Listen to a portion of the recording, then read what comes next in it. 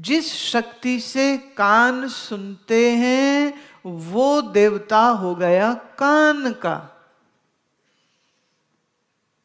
तो देवता मतलब वह शक्ति जिससे आपका ऑडिटरी नर्व्स फंक्शन करते हैं। लेट मी से कई बार आफ्टर एज ऑफ से 70+ तो बुजुर्गों को सुनना कम हो जाता है। तो डॉक्टर चेक करता है तो वो कहते जी आपके ना कानों को कुछ नहीं हुआ, बस जो नसें हैं ना वो सूख गई हैं। एक बाबा जी ने मुझे कहा कि डॉक्टर बोलते नसें सूख गई हैं, तुम्हें पानी दो, पानी दे को शायद हरी हो जाए वापस। कोई ऐसी है नहीं, बोले नहीं आप तो मजाक करते हैं। कभी कभी because of certain unknown reasons किसी भी एज में सुनने की जो सिस्टम है उसमें अगर कोई दोष आ जाए, ऑडिटरी कैनाल में कुछ लीकेज हो जाए,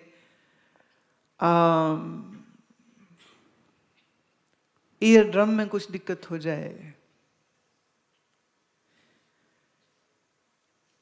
ये जो 3 बोन्स रहती हैं कान में जिससे ये सारी क्रिया होती है, इन 3 में से एक भी काम ठीक ना करे तो सुनना बंद। अच्छा कई बार कान तो ठीक है लेकिन जो नस कान से दिमाग के अंदर गई है उस नर्व में कुछ दिक्कत आ गई या ब्रेन के उस पार्ट में कुछ दिक्कत आ गई है तो सुनना बंद हो जाता है।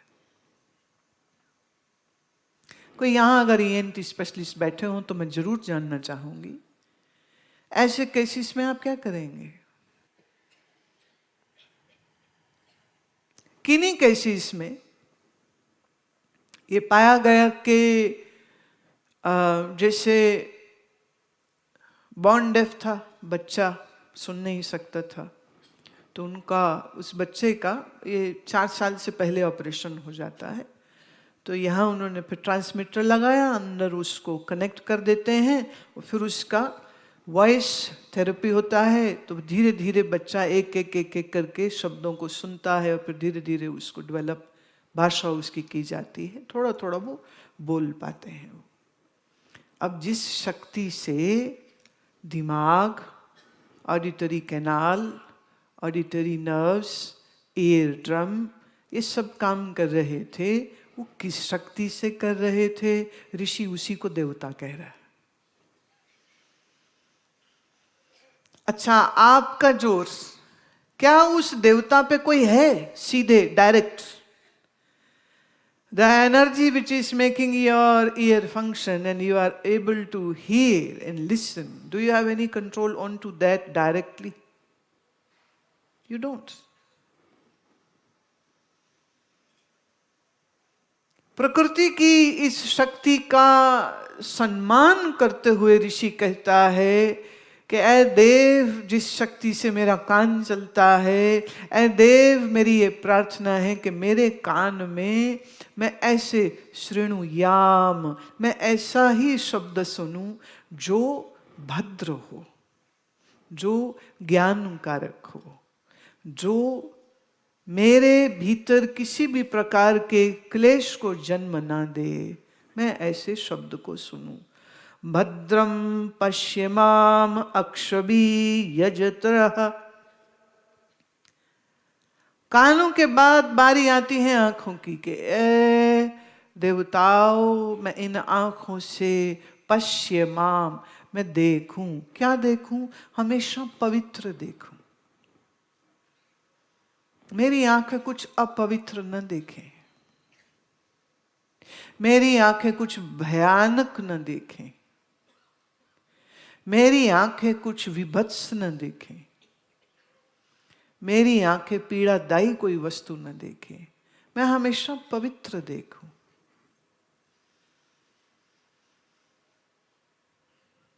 दुनियादारी की दृष्टि से अगर मैं कहूं तो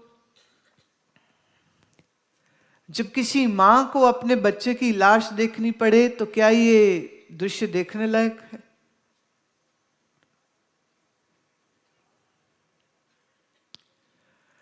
अपने परिवार के किसी सदस्य या किसी मित्र को या किसी प्यारे को टुकड़ा टुकड़ा होके कटता देखना पड़े तो ये क्या अच्छी बात होगी?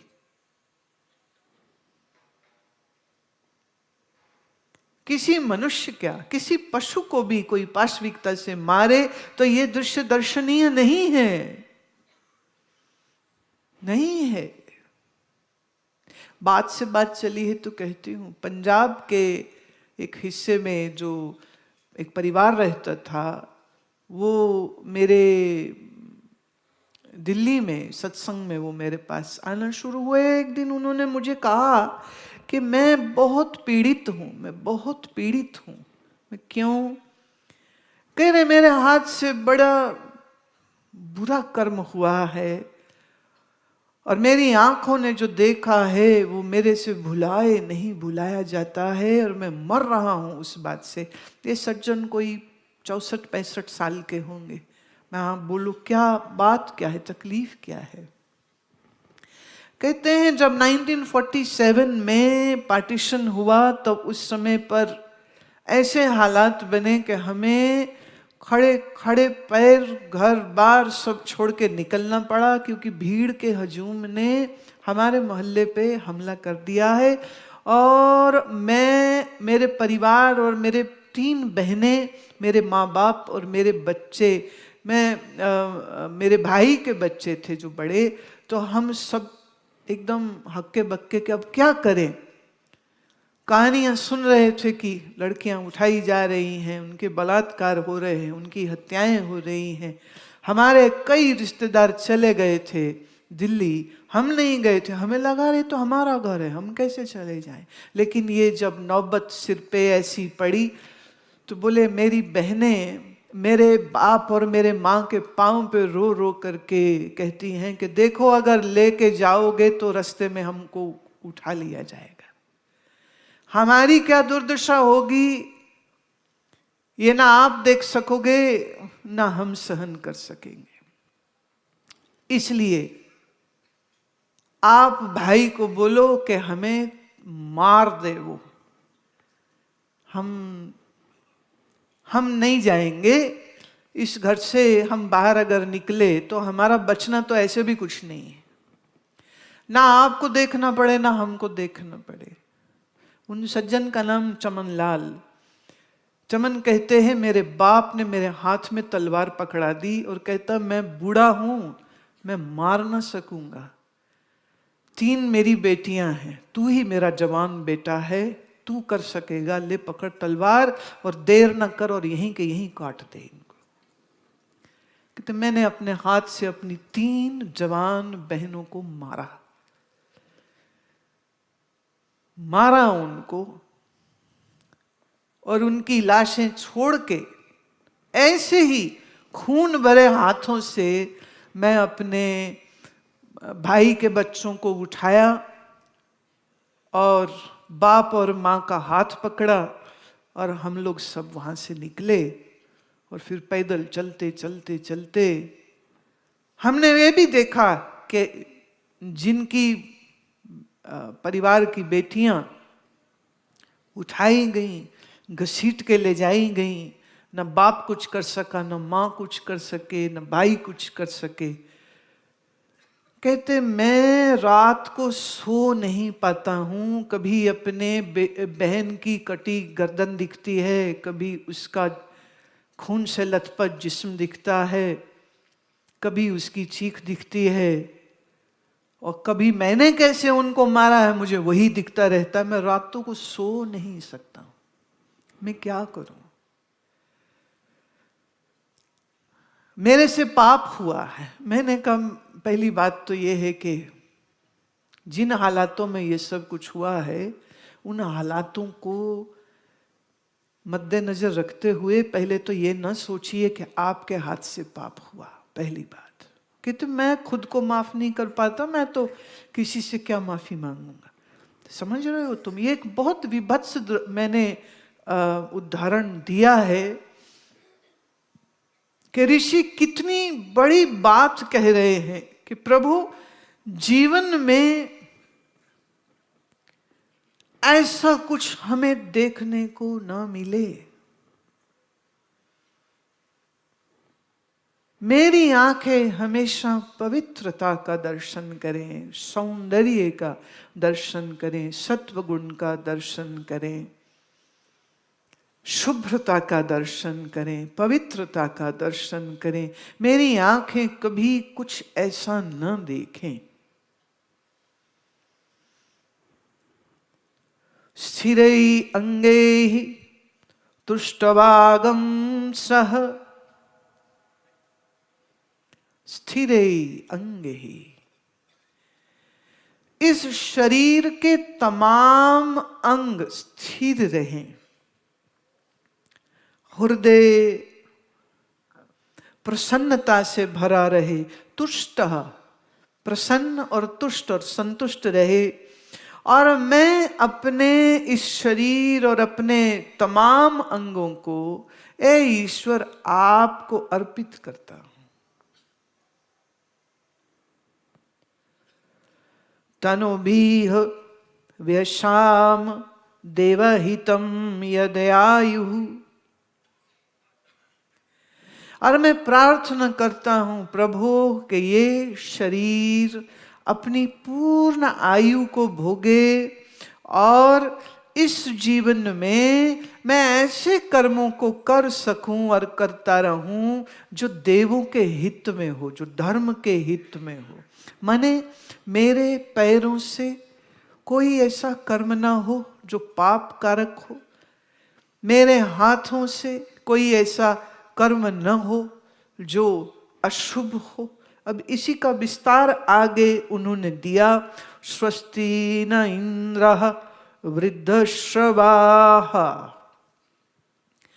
कई लोग इसका अर्थ कर देते हैं कि यहाँ इंद्र देवता की आराधना की जा रही है कि ए इंद्र हमें आशीर्वाद दीजिए। देखिए हमारे ऋषि ना किसी परोक्ष की बात नहीं करते हैं। परोक्ष, परोक्ष किसको कहते हैं? जिसे इंद्रियों से देखा ना जाया जा सके, पर उस वस्तु के होने पर हमें संशय ना हो, उसे कहते परोक्ष। Shall I repeat it? That which you cannot see with your senses, but yet it exists, you believe in, such thing is called paroksha. जो इंद्रियों से देखी न जा सके लेकिन उसके अस्तित्व पर हमें विश्वास हो, उसे हम कहते परोक्ष। उदाहरण स्वर्ग। तुम्हारे डैडी ने भी नहीं देखा, देखा? पर अगर किसी का डैडी मरा ना तो उसके साथ भी लिख देते हैं स्वर्गीय। हमारे पिताजी जो भी आगे ABCD नाम है सब स्वर्गीय लिखते। भाई तुमको कैसे पता वो स्वर्ग गए हैं? आज तक हमने एक कार्ड नहीं देखा, वो जो मरे वाला छपता है ना, वो इस पे लिखा हो हमारे नारकीय पिताजी की चौथी के रस्म क्रिया पर आप सादर आमंत्रित हैं, कोई नहीं लिखता। अंग्रेजी में छापेंगे ना, anybody who dies, it's always the card of the funeral prayer or whatever, it is always that he or she has gone to their heavenly abode. How do you know they have gone to heaven? They might be burning in hell, or they might be already moved into somebody's womb as a zygote, already conceived somewhere, someone. How do you know? Here you are praying for that departed soul who has gone to God's home. How do you know has gone? Nobody has seen God's home, yet you believe God's home exists. This is called paroksha. Never seen with senses, but you believe in. हमारे ऋषि देवी देवताओं के परोक्ष रूप में उसको कभी स्वीकार नहीं करते हैं। जब वो कह रहे हैं स्वस्ति न इंद्रः, तो ये आपके शरीर में मौजूद बाहों के बारे में बात हो रही, योर आर्म्स, कि मेरी बाहें जिस शक्ति से चलती हैं उस शक्ति को कहते हैं इंद्र। अच्छा, इंद्र को कहीं कहीं मन का देवता भी कहा गया। आपकी बाहों को बाह नहीं चलाती, बाहों को मन चलाता है। अभी यहां जेबों में हाथ डाल, ऐसे ना, कहीं उन्हें ऐसे डाले हुए, तो यह हाथ अपने आप जेब में चले गए हैं कि मन ने कहा भैया ठंड लग रही है अंदर, ठीक है। एक ने कहा भाई मैं तो जैकेट पहननी भूल गया, पड़ोसी की जैकेट देखी, उसी की जैकेट में हाथ ऐसे रखा हुआ। सब अपने हैं भाई, कोई बात नहीं, नो प्रॉब्लम। बाहों को मन चलाता है। अब वो कह रहे हैं स्वस्ति न इंद्र वृद्ध श्रवाहा। इंद्र जो कि पुरातन है, पौराणिक नहीं, पुरातन है, एंशंट है, क्योंकि ये सारी सृष्टि बहुत पुरानी है। कब से है हिसाब लगाना मुश्किल, कब से है सृष्टि, तो कहना पड़ता है मालूम नहीं कब से है। ये बोले अनादि काल से है। हमारे शास्त्रों में बहुत सी चीजों को अनादि बोलते हैं। कई लोग कहते क्या बकवास है, जब बात कोई समझ नहीं आती तो बोल देंगे अनादि है। डेट बताओ कब हुआ था,